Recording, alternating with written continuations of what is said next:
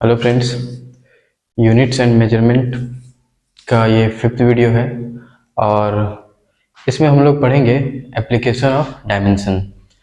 तो इससे पहले यूनिट एंड मेजरमेंट का 4 और वीडियो अपलोड कर दिया गया है इसी चैनल में। अगर इस चैप्टर को आप लोग अच्छे से समझना चाहते हैं तो इससे पहले जो 4 वीडियो अपलोड किया गया है आप पहले उसे देखें, जिससे कि इस चैप्टर को आप अच्छा से समझ सकें। तो इस वीडियो को चलिए स्टार्ट करते हैं। और एक बात, अगर आप डायमेंशन के यूज़ को या डायमेंशन के एप्लीकेशन को अच्छे से समझना चाहते हैं तो ये वीडियो पूरा लास्ट तक देखें। तो चलिए स्टार्ट करते हैं एप्लीकेशन ऑफ डायमेंशन। तो फ्रेंड्स, आज हम लोग स्टार्ट करने जा रहे हैं एप्लीकेशन ऑफ डायमेंशन। तो चलिए समझते हैं एप्लीकेशन ऑफ डायमेंशन। एप्लीकेशन मतलब यूज। डायमेंशन का यूज क्या है? तो फ्रेंड्स, डायमेंशन का फर्स्ट यूज ये है कि किसी भी यूनिट को एक सिस्टम से दूसरे सिस्टम में कन्वर्ट करने के लिए हम लोग डायमेंशन का यूज कर सकते हैं। क्या है? यूनिट को एक सिस्टम से दूसरे सिस्टम में कन्वर्ट करने के लिए हम लोग डायमेंशन का यूज करते हैं। फ्रेंड्स, क्या है? यूनिट को एक सिस्टम से दूसरे सिस्टम में कन्वर्ट करने के लिए डायमेंशन का यूज करते हैं। तो लिख सकते हैं to convert one system of unit to the another system.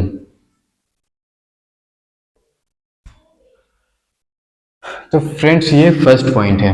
चलिए एग्जांपल से इसको समझते हैं कि कैसे हम लोग कन्वर्ट करते हैं।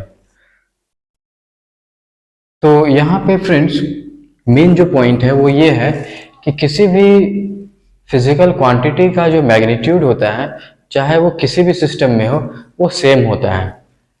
तो जैसे मान लेते हैं कोई फिजिकल क्वांटिटी है Q, उसका यूनिट किसी एक सिस्टम में N1 U1 है और किसी दूसरे सिस्टम में N2 और U2 है। तो इस तरह से फ्रेंड्स देखेंगे तो एक सिस्टम का जो मैग्नीट्यूड होगा क्वांटिटी का, वो दूसरे सिस्टम में जो मैग्नीट्यूड होगा क्वांटिटी का, वो इक्वल होगा।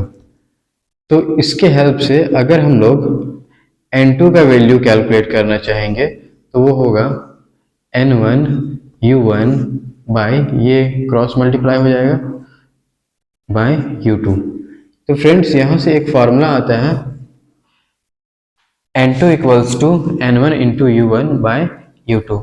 अब इस फार्मूला के हेल्प से हम लोग यूनिट को एक सिस्टम से दूसरा सिस्टम में कन्वर्ट कर सकते हैं। तो चलिए देखते हैं कैसे कन्वर्ट करना है।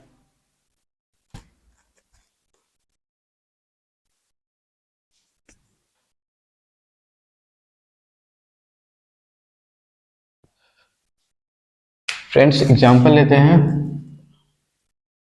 क्वेश्चन है how will you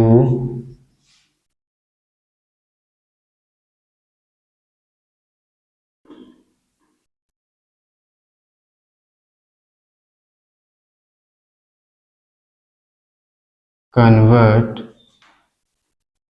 1 Newton into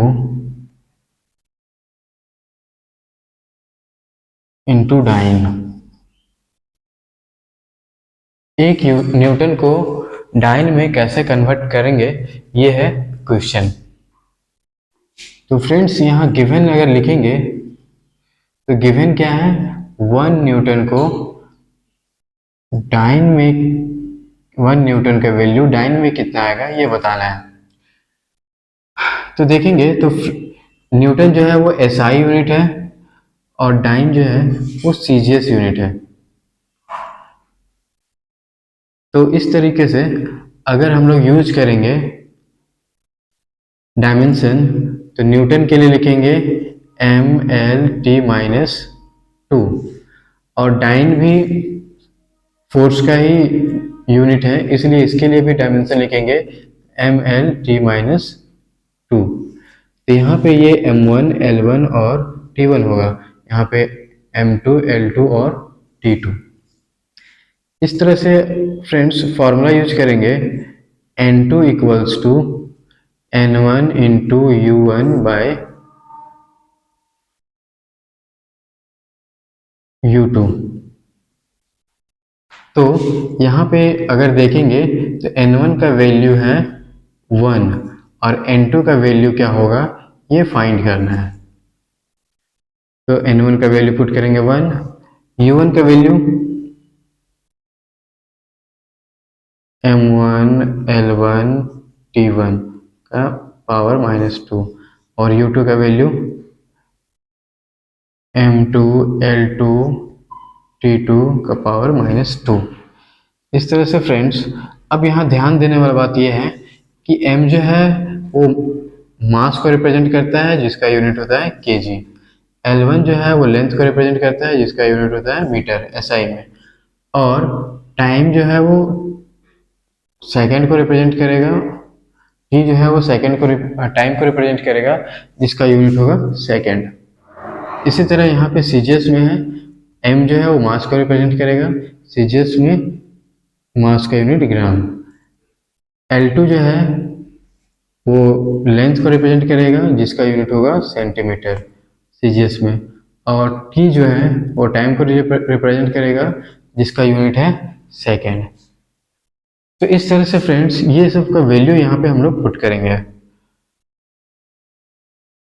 तो ये SI यूनिट में है तो m1 का वैल्यू हो जाएगा kg, ये लेंथ के लिए मीटर और टाइम के लिए सेकेंड। इस तरह से m2 सीजीएस में ग्राम, L2 के लिए सेंटीमीटर और टाइम के लिए सेकेंड। फ्रेंड्स यहाँ पे पावर -2 है तो इसमें -2, यहाँ पे भी पावर -2 है तो इस पे भी -2। इसके बाद 1 kg जो होता है वो ग्राम में लिखेंगे तो 1000 ग्राम लिखेंगे, 1 मीटर को अगर सेंटीमीटर में लिखेंगे तो 100 सेंटीमीटर लिखेंगे, और सेकेंड को सेकेंड एज इट इज लिख देंगे, सेकेंड स्क्वायर पर सेकेंड स्क्वायर। ये ग्राम, यहाँ पे सेंटीमीटर और ये पर सेकेंड स्क्वायर। इस तरह से ये वैल्यू जो आएगा वो N2 का वैल्यू आएगा। तो यहाँ पे ग्राम और ग्राम, सेंटीमीटर सेंटीमीटर, सेकेंड पर सेकेंड स्क्वायर कैंसिल हो जाएगा। इस तरह से फ्रेंड्स N2 का वैल्यू आएगा यहाँ पे 10⁻³ और यहाँ पे 10⁻², इस तरह से 10⁵। तो ये निकल गया N2 का वैल्यू। इस तरह से हम लोग देख सकते हैं फ्रेंड्स N2 का वैल्यू हो गया 10⁵। मतलब ये है कि 1 न्यूटन का जो वैल्यू होगा वो 10⁵ डाइन के इक्वल होगा। तो फ्रेंड्स इस तरह से हम लोग यूनिट को एक सिस्टम से दूसरे सिस्टम में कन्वर्ट कर सकते हैं। तो फ्रेंड्स ये है फर्स्ट एप्लीकेशन। आइए अब समझते हैं सेकंड एप्लीकेशन क्या है। तो सेकंड एप्लीकेशन है कोई भी फिजिकल इक्वेशन करेक्ट है या नहीं है इसको चेक करने के लिए यूज करते हैं हम लोग डायमेंशन का। तो सेकंड यूज क्या है, to check the correctness of a physical equation to check the correctness of a physical equation. कोई फिजिकल इक्वेशन सही है या गलत, इसको चेक करने के लिए। तो इसके लिए फ्रेंड्स हम लोग एक प्रिंसिपल का यूज करते हैं और वो प्रिंसिपल है होमोजेनिटी प्रिंसिपल।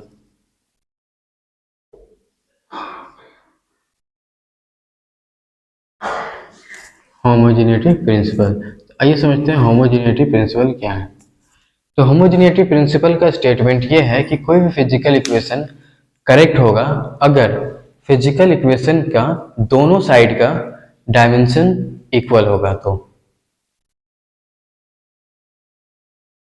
तो स्टेटमेंट क्या है फ्रेंड्स,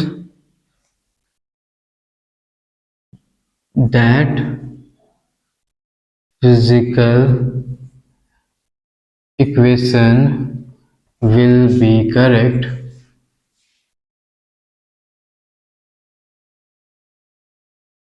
if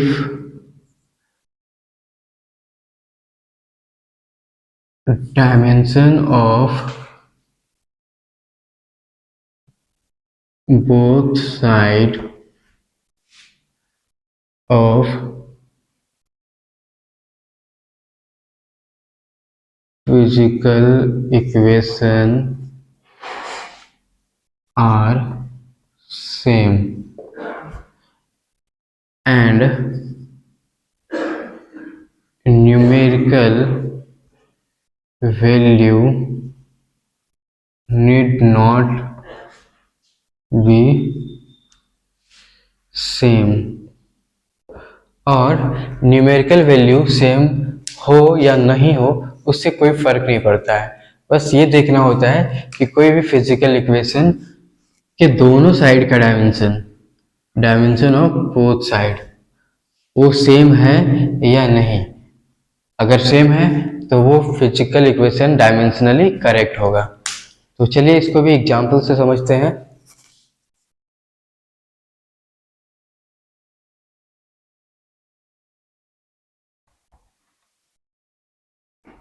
फ्रेंड्स एक एग्जांपल लेते हैं, s equals to u t plus half a t square. अब ये फिजिकल इक्वेशन है, अब इसको चेक करते हैं कि ये डायमेंशनली करेक्ट है या नहीं है। तो लेफ्ट हैंड साइड में देखेंगे तो यहाँ पे s है और s का डायमेंशन जो होता है, s जो होता है वो डिस्प्लेसमेंट है और डिस्प्लेसमेंट मतलब लेंथ, और लेंथ के लिए डायमेंशन होता है l। तो यहाँ पे मास जीरो हो जाएगा, टाइम भी जीरो हो जाएगा और l 1। तो फ्रेंड्स ये है LHS का डायमेंशन। अब हम लोग देखते हैं RHS का डायमेंशन। फ्रेंड्स RHS में है you t plus half a t square. You होता है इनिशियल वेलोसिटी मतलब वेलोसिटी, और वेलोसिटी का होता है dimension L T minus one. और टी जो होता है वो टाइम है, टाइम के लिए टी प्लस हाफ एक्सेलरेशन के लिए एल टी माइनस टू। और यहाँ पे भी टी का जो वैल्यू होगा वो होगा टाइम के लिए डायमेंशन टी और उसका पावर टू। तो फ्रेंड्स ये पावर वन माइनस वन और यहाँ पे वन, ये कैंसिल हो जाएगा, यहाँ बचेगा एल, ये हाफ, यहाँ पे भी माइनस टू और minus one minus two plus two, ये कैंसिल हो जाएगा और यहाँ होगा एल। तो इस तरह से ये एल और ये हाफ एल, तो ये थ्री बाई टू एल हो जाएगा। अब इसे ठीक से लिखेंगे तो ये कांस्टेंट टर्म है, इसके लिए कोई डायमेंशन नहीं होता है। अब यहाँ पे मास नहीं है M zero, length L one और टी जीरो, टाइम नहीं है इसलिए। तो देखिए फ्रेंड्स यहाँ पे LHS का डायमेंशन और RHS का डायमेंशन सेम आ गया, और अगर सेम है तो ये डायमेंशनली करेक्ट है इक्वेशन। तो लिख सकते हैं since dimension of both side of equation is same, hence the given equation is dimensionally correct. तो इस तरह से ये डायमेंशनली करेक्ट होगा। तो फ्रेंड्स, हम लोगों ने दो एप्लीकेशन देखा डायमेंशन का। अब चलिए थर्ड एप्लीकेशन समझते हैं, और ये लास्ट है।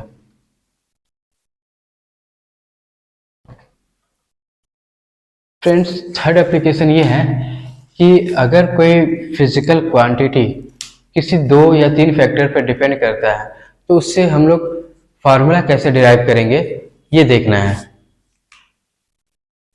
तो थर्ड एप्लीकेशन क्या है? To derive the formula of a physical quantity depends upon the 2 or 3 factors। अगर कोई फिजिकल क्वांटिटी 2 या 3 फैक्टर्स पे डिपेंड करेगा, तो उसका फार्मूला हम लोग डिराइव कर सकते हैं। तो यही है इसका थर्ड एप्लीकेशन। तो चलिए इसको भी एक एग्जांपल से हम लोग समझते हैं।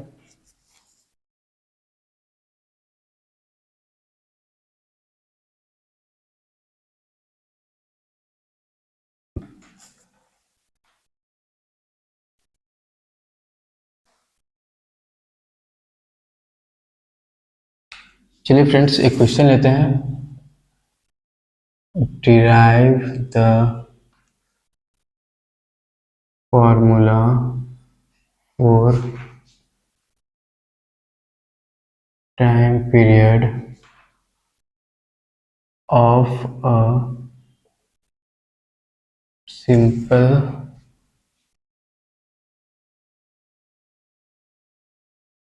Pendulum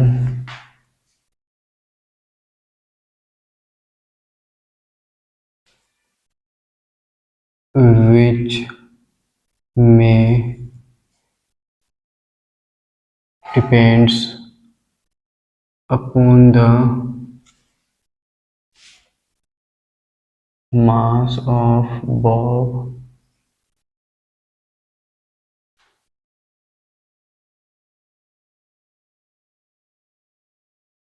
length of pendulum and acceleration due to gravity। तो फ्रेंड्स, ये एक क्वेश्चन है, चलिए इसको समझते हैं। क्वेश्चन क्या है? Derive the formula for time period of a simple pendulum. एक सिंपल पेंडुलम है, उसके टाइम पीरियड का फॉर्मूला क्या होगा, ये डिराइव करना है। विच में depends upon the mass of bob. अब वो टाइम पीरियड डिपेंड कर रहा है मास ऑफ बॉब पे, लेंथ ऑफ पेंडुलम पे, and acceleration due to gravity पे। ये 3 फैक्टर पे डिपेंड कर रहा है। तो चलिए इसको समझते हैं। एक पेंडुलम है जो ये ओसिलेट कर रहा है। तो फ्रेंड्स, इसका टाइम पीरियड जो है वो डिपेंड कर रहा है 3 चीज पे। पहला, ये जो बॉब है उसके मास पे। दूसरा, ये जो लेंथ है पेंडुलम का उस पे, मतलब एल पे, मास एम पे, और डाउनवर्ड डायरेक्शन में जो एक्सेलरेशन ड्यू टू ग्रेविटी लग रहा होगा उस पे। तो चलिए देखते हैं इसका फार्मूला कैसे हम लोग डिराइव करते हैं। तो फ्रेंड्स, जब इसको सॉल्व करेंगे तो सबसे पहले देखेंगे कि जो टाइम पीरियड है वो क्या चीज़ पे डिपेंड करता है। तो मास पे डिपेंड करता है, लेंथ पे डिपेंड करता है, और एक्सेलरेशन ड्यू टू ग्रेविटी पे डिपेंड करता है। इस पे पावर ए लिखेंगे, एल पे पावर बी लिखेंगे, इस पे पावर सी लिखेंगे। फ्रेंड्स जब भी प्रोपोर्शनल साइन हटता है तो इक्वल्स टू के साथ ये कांस्टेंट आता है। मान लेते हैं यहाँ कांस्टेंट के है और ये एम ए एल बी और जी सी। फ्रेंड्स इसको मान लेते हैं इक्वेशन 1। अब इक्वेशन 1 के दोनों तरफ डायमेंशन को पुट करेंगे। Now putting dimension on both sides of equation 1 we get। Equation 1 के दोनों साइड डायमेंशन पुट करेंगे तो ये t है मतलब टाइम पीरियड, तो मास नहीं है m0, लेंथ भी नहीं है l0 और t1। ये हो गया फ्रेंड्स इस साइड में। यहाँ पे k कांस्टेंट है, इसका कोई डायमेंशन नहीं होगा। मास के लिए m पावर a, लेंथ के लिए l पावर b और g acceleration due to gravity मतलब एक टाइप का एक्सेलरेशन। तो एक्सेलरेशन का होता है lt-2, इसका पावर c। तो फ्रेंड्स इसे सॉल्व करेंगे तो m0 l0 t1 ma lb और इसके पावर को सॉल्व करेंगे तो l to the power c और t to the power -2c। Again इसको सॉल्व करेंगे तो m a, यहाँ पे l और यहाँ पे l है, सेम बेस है तो पावर ऐड हो जाएगा b प्लस c फिर t -2c। अब फ्रेंड्स दोनों साइड इक्वेट करेंगे, यहाँ पे m और m को कंपेयर करेंगे तो a का वैल्यू जो होगा वो 0 आएगा, a इक्वल्स टू 0। इस तरह से यहाँ पे l और l को कंपेयर करेंगे तो b प्लस c ये भी 0 आएगा, दोनों में पावर को कंपेयर करेंगे। यहाँ t है यहाँ t है तो यहाँ t to the power -2c और यहाँ पे 1, तो फ्रेंड्स -2c इक्वल्स टू हो जाएगा 1।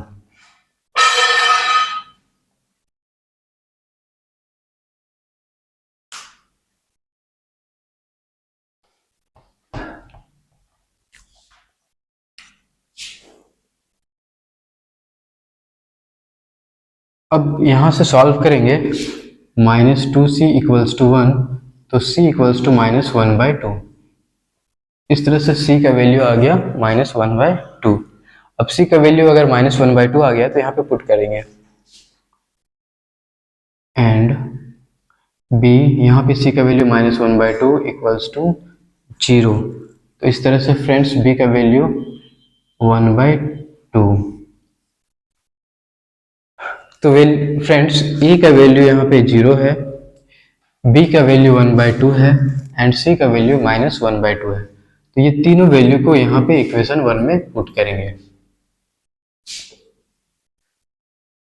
Putting the value of a b and c in equation 1। तो फ्रेंड्स इक्वेशन 1 है t इक्वल्स टू k